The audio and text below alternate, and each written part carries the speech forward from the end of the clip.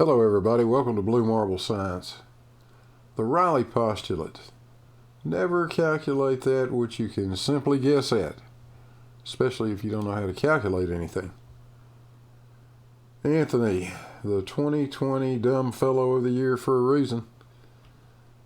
Warning, severe facial and monitor damage alert is in effect. Get out those oven mitts, push the monitors way back out of punching range, and let's light this dumpster fire and have some fun. Roohif did an analysis of this photograph.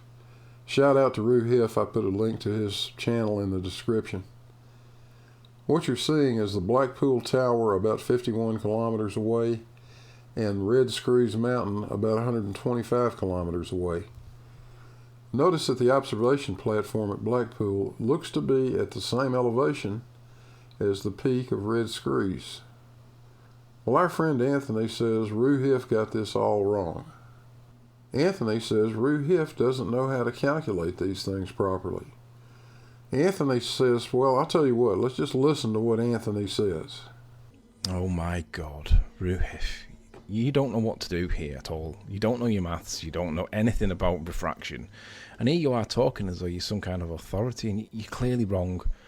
You don't know what you're talking about. Please stop talking about light. Please stop talking about geometry. You don't know what you're talking about. And I'll demonstrate it really quickly.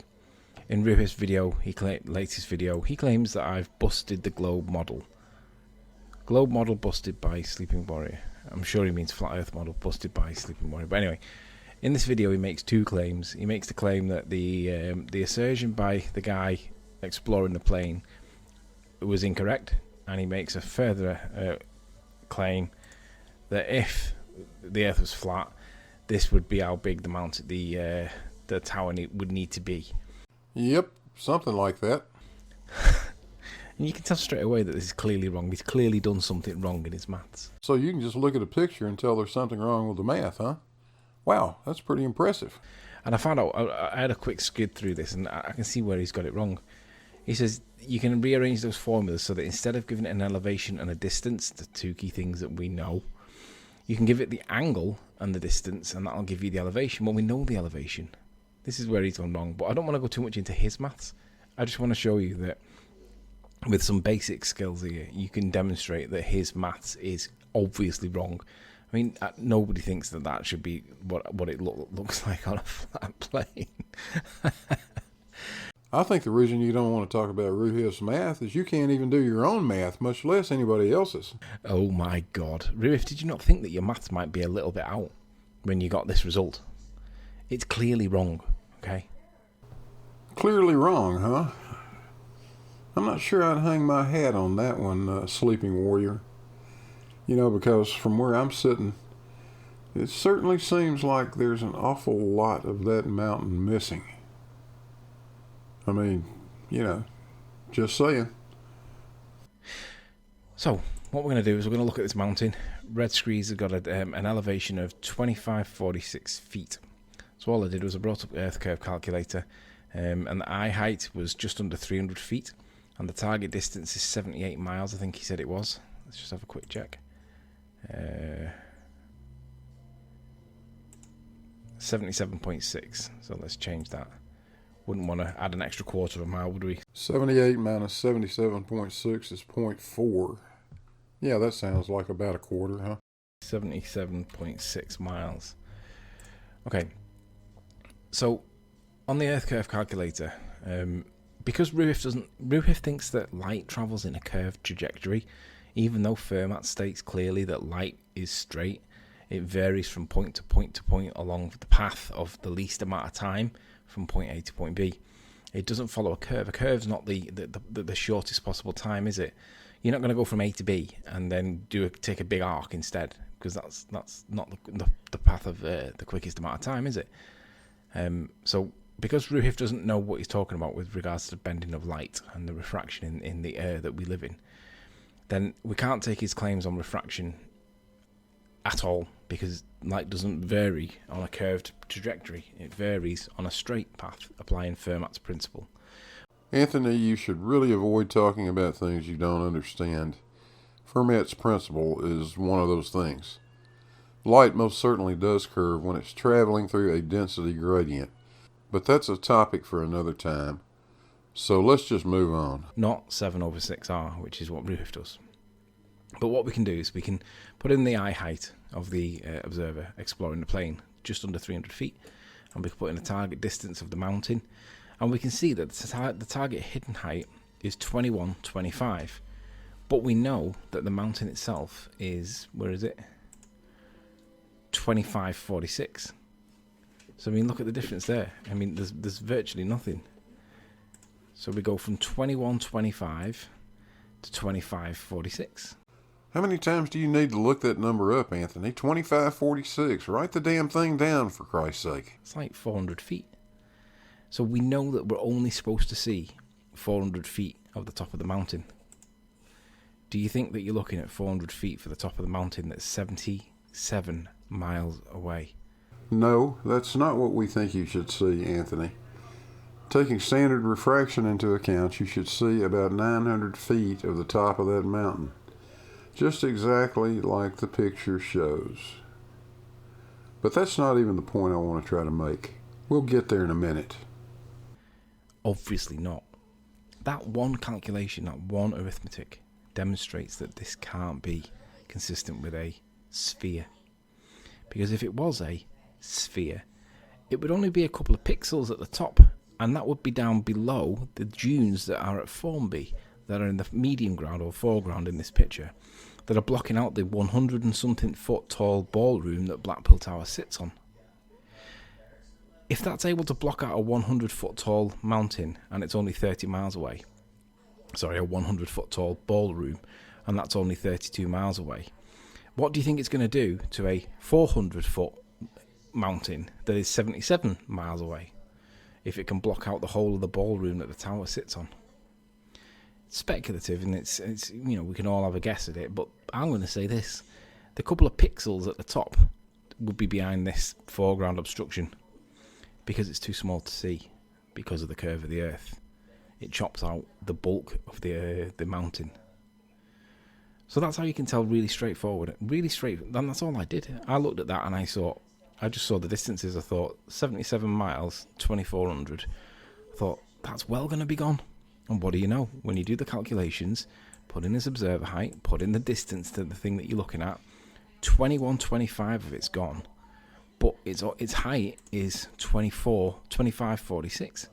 You're left with 400 feet. So of that 400 feet, it's going to be behind this dune if the Earth were a ball. But it isn't, is it?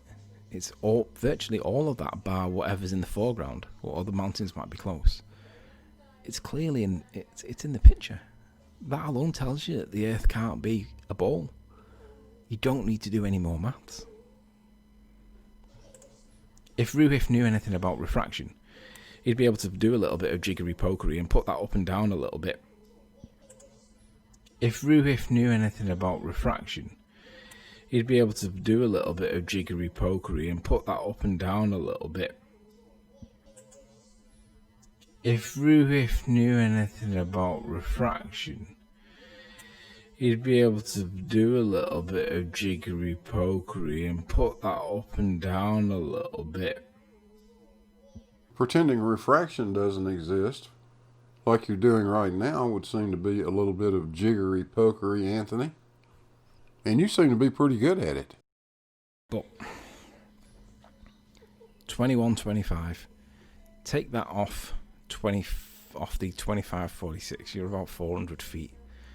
Are you looking at a mountain of 400 feet tall from 70 miles away when the tower's only 518 feet at 32? Anybody with half a brain can see that this is clearly supporting a flat plane.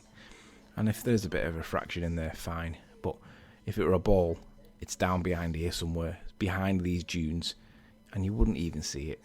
It's ridiculous. No math whatsoever debunks roohif's claim that this is... Oh, it's a fucking joke. What kind of people are we dealing with that think this is anything like acceptable?